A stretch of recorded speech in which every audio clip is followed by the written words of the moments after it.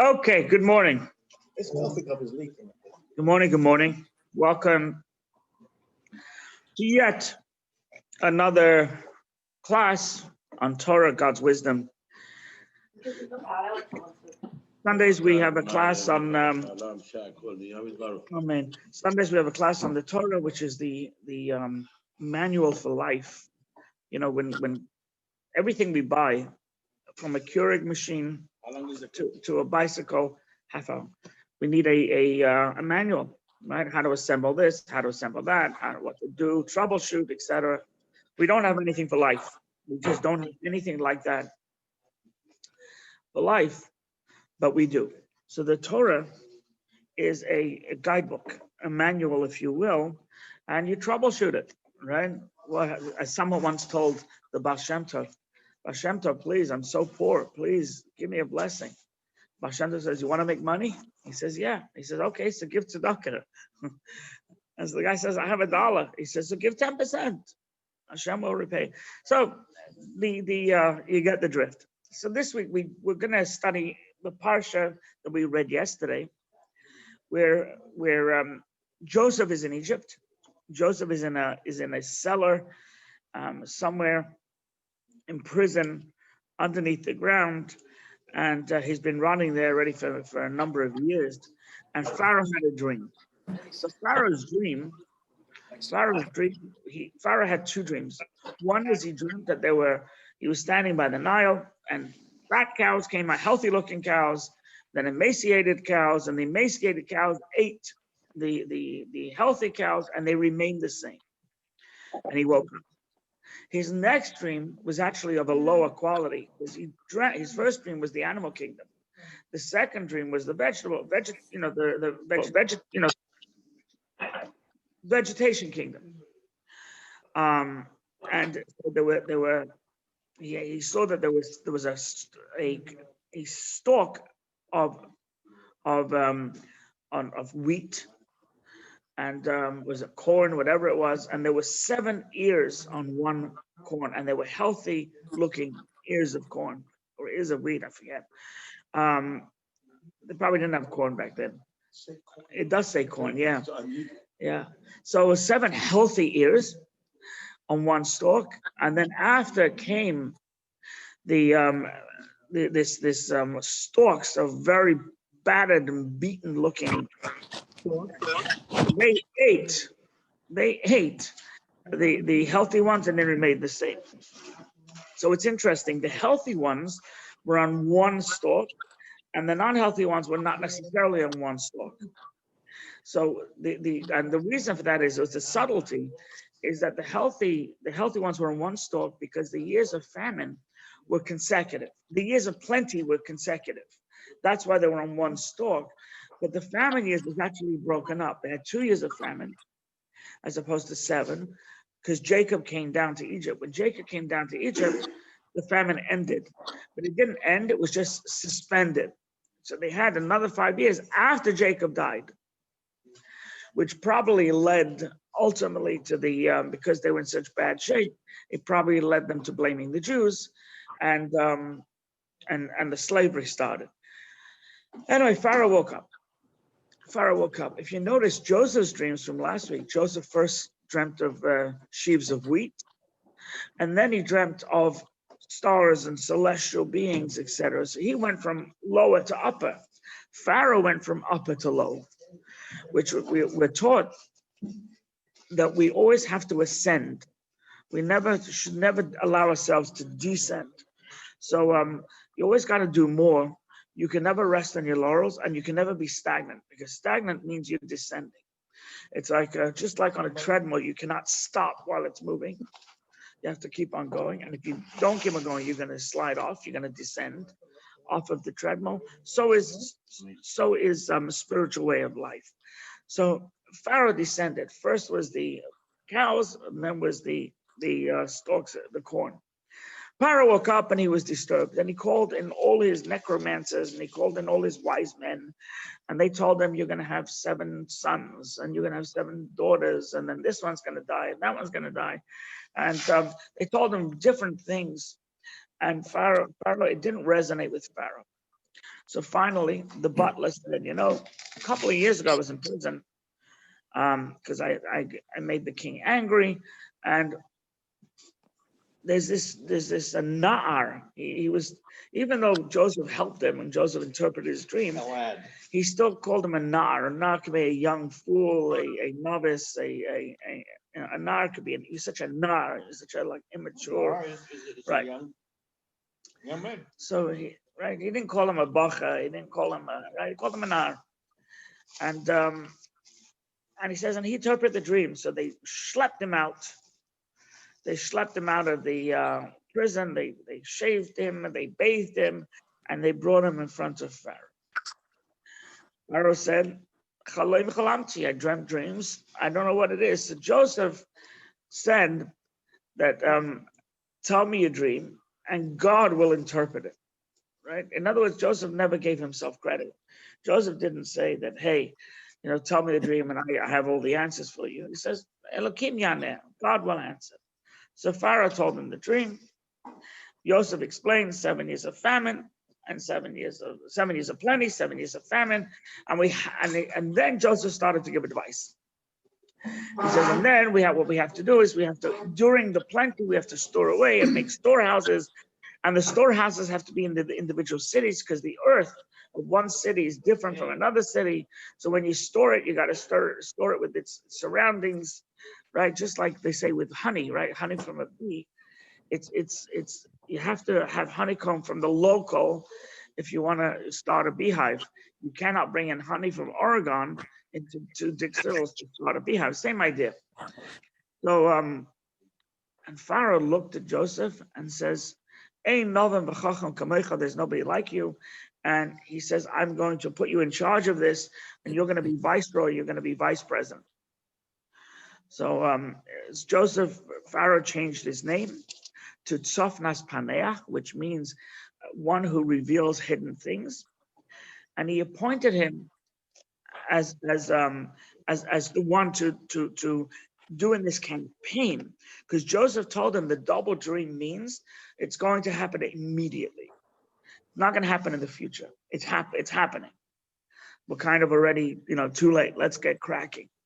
Now, it's interesting that the Midrash says that Pharaoh had his dream on Rosh Hashanah, because on Rosh Hashanah, God decides what's going to happen. I mean, the whole entire year is laid out before God.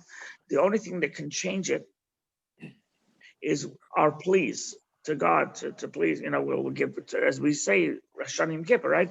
Teshuvah, tefillah, tzedakah, they avert the severity of the evil decree. So this happened on Rosh Hashanah. So that's when Pharaoh had his dream. So Joseph, not only did he interpret the dream, Joseph gave advice. He wasn't asked for advice, but he offered his not unsolicited advice. And so what's interesting is that we see in politics, especially in today's politics, right? Is everybody says, oh, the way this one is doing it is no good. The way this one is doing it is no good. We have to do this and we have to do that. But nobody offers concrete advice. They just say this person's strategy, right? And thoughts and ideas for the future are flawed. But they don't say what they're gonna do. You take this COVID business and the coronavirus, so there was just nobody was offering anything concrete, right? It was just what they're doing. Oh, it's terrible what's coming out of Washington, but there's no discussion as what to do. Criticism without constructive. Right. It was criticism without anything. Joseph didn't want to be like that, right? Joseph did not want to be fall into that trap. So Joseph says, we got to save. We got to save. We have to have a food IRA, and we have to save for the future. Pharaoh also gave him a wife. He gave him his wife Osnat, the daughter of Potiphar. When Joseph first came down to Egypt, he was in Potiphar's house. It's the same guy who was the butcher to the king. So he made sure the king had all these meats, etc. So Steve, you're ahead of me. Steve Levy, your comment was way later. So he gave him Osnat. So there's a medrash. It says it's an interesting medrash. It says who was Osnat. So Who's that? the medrash says that when Shechem raped Dinah, right, Joseph's sister, and so she gave birth from that rape, and she gave birth, and basically she didn't fit in. Nobody. She's the daughter of a rape, and they were very begrudging back then. So Yaakov told Osnat, "You're better off not hanging around here. Nobody's going to accept you. Nobody's going to." And anyway, he gave her money. This is the medrash. He gave her a locket to say, "I want you to remember who you are." And he says, "You are the granddaughter of Yaakov, right? The great granddaughter of Abraham, etc." So this was Joseph's niece. So she was Joseph's niece. Right. She was Joseph's niece. So she went down to Egypt, maybe because of the famine, who knows? She went down to Egypt. And when Joseph was being paraded around as the new viceroy to the king, as the new vice president, and it was huge. So, he was a handsome, strapping young man. So Osnat threw her locket at him. And he takes the locket and he sees inscribed that you are the, that whoever the owner of this locket is my granddaughter, albeit through incest. Joseph ended up telling Pharaoh, "I want her as my wife because she's from the family," and Pharaoh acquiesced, and he married basically Osnat, the granddaughter of Yaakov. That's a medrash.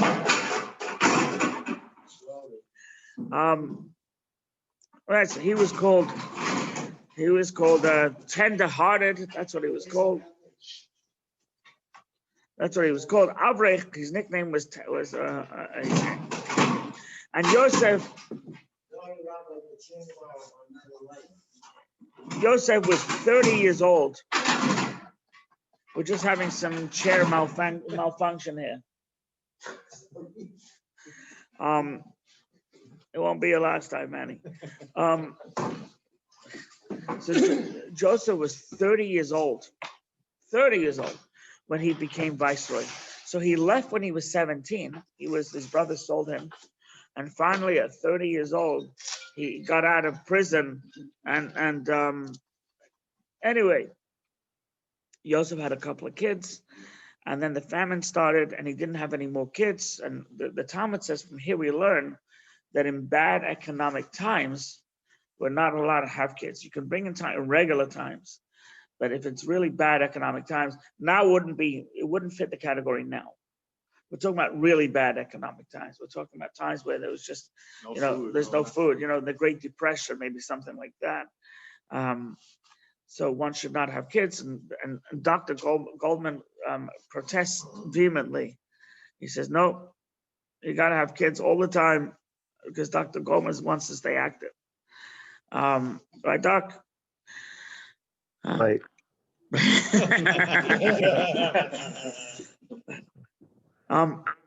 had a kid, Menashe, and he had a kid, Ephraim, and he gave the reasons. It's interesting. Menashe is because he made me forget my father's house. Nashani. He made me forget. So it was so painful to him what happened that he didn't even reach out. If you think about it, he didn't reach out. Right, here he was finally out of prison. He could have sent a messenger. He could have done anything, but he didn't. So it was Nashani. He was just, I need to forget what happened. He had PTSD. That's what he had. Right, and his brothers did that to him. Now, another interpretation is why he didn't reach out is because when they put him in the pit and then they decided to sell him, they made a shavua. They made an oath. And they said, whoever is here with us today is sworn by a shavua. So it's not a promise. A promise is one thing. An oath is you actually cannot without the original parties getting together and say, let's annul this oath. Right? Or you go to a great sage and annul the oath. And so he didn't do anything. He couldn't until right. So I have a question. Yeah. Did they include Hashem in it so that Hashem couldn't tell Yaakov. Right. So that's what the Midrash says, that even Hashem was included in the oath, and that's why God took away his prophecy. Now, there's another reason to this also, is that Yosef, he had a dream, right? And he knew it was a prophecy. Even Jacob knew it was a prophecy. He knew. So he knew that they had to come and bow down to him. He knew that had to be a reality, right? It was a prophecy. So for him to reach out and run there, the dream would not be accomplished, the vision, the prophecy. So he had to patiently wait until they came down to him, and then they bowed. But it wasn't enough because Benjamin wasn't there. They had to bring Benjamin down. It wasn't enough. He had to get Jacob down there, right? So Joseph had to bide his time, and it was all part of his strategy. So the first name was Manasseh, made me forget, and the second was Ephraim, because God made me prosperous, right, in this land, right? He made me prosperous. I'm able to get a job. I'm able to work, etc. Yeah, it became very wealthy. So there was tremendous. So the 7 years of famine, the 7 years of plenty went like water.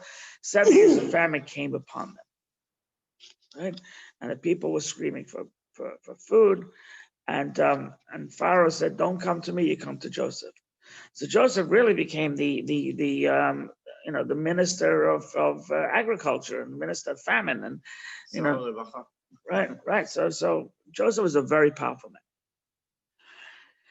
Torah goes on to say that Yaakov saw that the shever means there was provisions, but that's if you pronounce it with a shin, shever.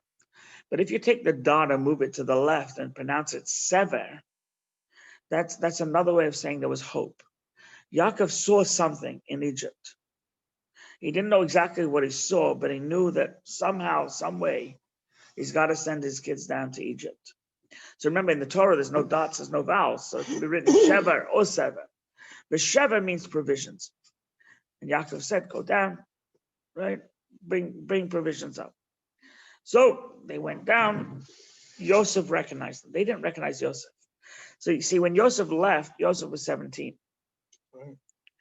Right? Yosef here was 30. Yosef had, he was a full-statured young man with maybe facial hair and. Anyway, they all wore makeup and they had their 13 guards. years passed before he saw his brothers again? Yeah. Wow. I didn't realize it was that great of a time. And he was also dressed in that's the other thing is you meet somebody in the store and say, "I know you from somewhere, I know you from somewhere, I know you from somewhere," and you see them in the store, but and then only later you say, "Oh, that was Twisted Sister," right? That was that's why I know. When you see them out of context, right? So that was Joseph. He was there with all his royal clothes. Never in their wildest dreams would they think that their brother would be standing in the royal garb overlooking. Oh, that he probably had a full beard and mustache. Right. So they didn't recognize him. He recognized them, and he made himself as an alien to them, and they bowed down to him. And he goes, "Oh, okay, it's happening. The prophecy is happening." And he said to them, so he spoke to them, koshes, harsh words. Basically, he had no idea if there was still animosity or jealousy or whatever. He had no idea if it was over, right? Right? Can you imagine how nervous he must have been as well? So he said, "Why have you come in?" They said, "To get provisions." So he goes, No, I don't think so. I think that you are spies. And they look at him and goes, "Spies? We come to get provisions." He goes, "Yeah, provisions for who?" So he goes, "Well, we have our families. We have an elderly father, and we have a younger brother that lives there." By the way, when they say younger brother, you think of Benjamin being a 16-year-old. Benjamin had already 10 kids by then. It's just Yaakov didn't want to let Benjamin go because he only has one left from Rachel. Right? And he says, and one brother's is not here. One brother's lost. So he says, okay. In order to test you whether your words are true or not, right? in order to test you whether your words are true or not, I want you to bring this brother that you speak of. And they protested, and he put them in, he incarcerated them for 3 days. After 3 days, he let them out, and he did something brilliant. He kept one brother, right? The reason why he kept one brother is because they could bring, right? They could bring Ricardo Gonzalez and say, this is Benjamin, right? Right? They could bring anybody and say, this is Benjamin. So he kept that one brother who was not part of the plot, not part of anything. And when, they get closer, he turns to the guy, he says, is this your brother? He goes, no, I don't recognize that guy. Right. So he kept one person back. He also was leverage, right? It was also leverage. How are they going to get them to come back? Right.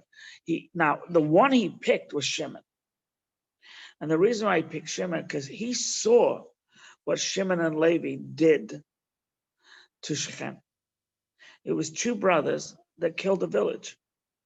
They went from, right, and they said, okay, this is a few weeks ago, they decimated a town, killed them.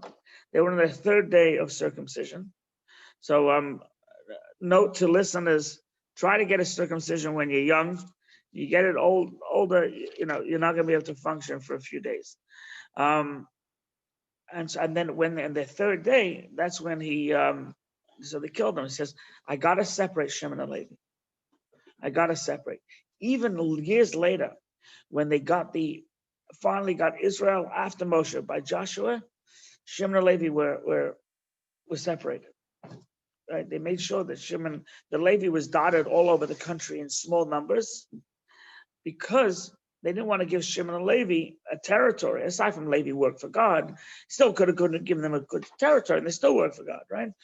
But no, he didn't want Shimon and Levi to gang up and kind of conquer the rest of the little land. They were nervous. Shimon and Levi were warriors, and they were hotheads. They were hotheads, yeah, the hotheads.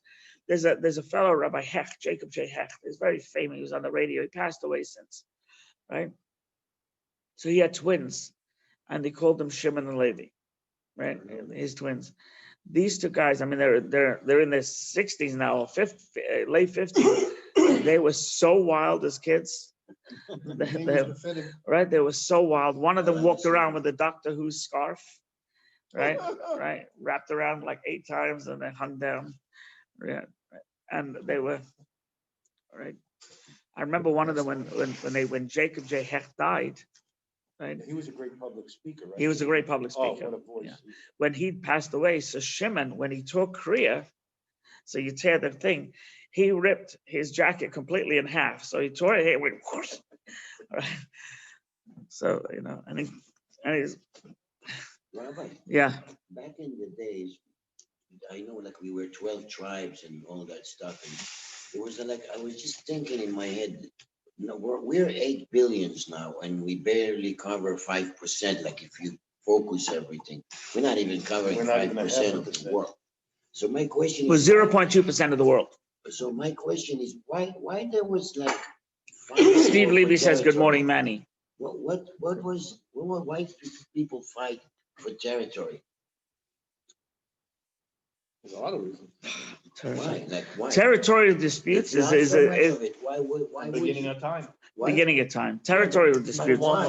My question is why? If you have like 10 kilometers of acres, 10 acres, why would you go and kill and risk of being killed Yeah. to get another 5? I don't know. I never get this. To me, if I had 10 acres of land, who's gonna mow that thing? Yeah. Please take it from me, right? Yeah. So why, like right now you speak about Shimon and Levi and they're like fighting for No.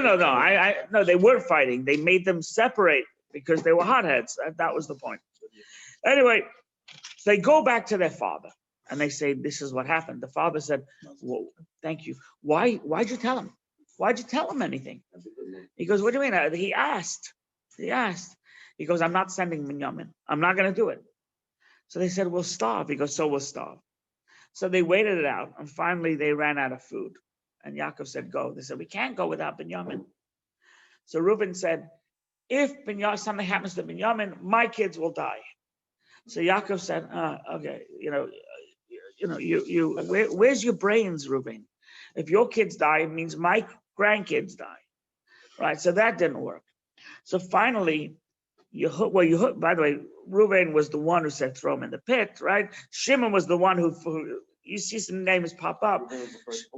Reuben was the firstborn, but Reuben was the one who said, no, don't kill him, throw him in the pit. And that went bad, right? Reuben meant it for good. Shimon was the one who said, oh, look, the dreamer is coming, right? So Shimon was incarcerated. Like Yosef was getting tikkun. Yosef was getting correction going on. Anyway, Yaakov finally sent. And I forgot to mention, when the brothers went home with food, they had to put their money back in each individual sack from each brother. So when they came home, they had food and they said, "Oh my goodness, we don't know what happened here. We don't know what happened here." And Yaakov said, "Oh, this is gonna be a disaster." Yaakov told them, take back double money, pay for new stuff and pay for the old stuff. They arrived back with Benjamin, and they started to apologize to Yosef's assistant. Said, "We don't know what happened." So the guy said, "Yeah, the money, God did it, right? God did it. It was magic, whatever. Don't worry about it." So they were brought in to Joseph's house, which is very, very, when you come to buy produce, you don't get brought into Joseph's palace. They were brought in, they were sat down, they were offered food, and the Egyptians and the Jews and the Egyptians and the Hebrews sat separately because the Hebrews ate meat. The Egyptians didn't eat certain meat because it was their god, and so they sat separately. Yosef started to play with their minds, and he said, "Okay, Reuben, Shimon, Levi, Yehuda, Yisachar, and Zebulun, sit here. You're the children of one mother, right? Dan, sit here. You're the children of one mother, right? Benjamin, sit next to me because I don't have a mother and you don't have a mother, right?" So he played games, and they're all looking astounded. Yosef did something, another part of the strategy. The brothers got, veal, right? The brothers got whatever it was, chicken masala, and Yosef got veal. Benjamin got veal. Benjamin got lamb. Now I remember I was once on a cruise with my son, and they come a kosher cruise, and they come up to you and they said, "Would you like chicken, beef, right, lamb or fish?" So yes. I said, "I'll take the beef." My son said, "Yes." So that's what Benjamin got. Right? That's what Benjamin got. And he saw Joseph, that the brothers didn't flinch. He was concerned, are they just, have they learned? Are they jealous? Are they this? He saw they didn't flinch at all whatsoever. Right? And they gave him 5 times as much as the other brothers. And later on, he gave them also, he gave Benjamin also 5 times the amount. It's interesting. Rashi says that Benjamin, he was speaking to Benjamin and said, "How many kids do you have?" He said, "I have 10. What are their names?" And Rashi says each one of their names was dedicated to Joseph. Wow. Right? Bela, because my brother got swallowed up in a strange land. Becher, because he was my older brother. Right? And on and on and on. Right? Chupim, because he wasn't at my wedding. Right? And different things like that. And Joseph was really touched. So they had a great time. They drank. This is the first time Rashi says that the brothers actually drank any wine since they since Yosef was sold. They were they gave up wine. They did Lent, right? They gave up wine, right? So and anyway, they also brought delicacies from Israel. Right, and here's a point I want to make is that they had no food, but Joseph sent them down with pistachios and almonds and lotus and wax and honey. Right, Jacob sent them down to Joseph, but they had no food. So here we can prove from the Torah that almonds and pistachios and tofu and wax and honey are not food. Right, they wanted something normal. They wanted a potato. They wanted bread. They wanted rice. right? You can't live on nuts and berries. And they wanted, so Dr. Atkins, we have to take him in stride, a blessed memory. I have a funeral, so I'm going to end here. God bless. Have the good rest of the day, rest of the week, and be talking to all of you soon, please God. Thank you for all your help with the fundraising campaign, the Unstoppable campaign. It really saved a lot of pain, and we would have to do desperate measures. So thank you for that, and upwards and onwards to a new 2021 in good strength and good measure. God bless.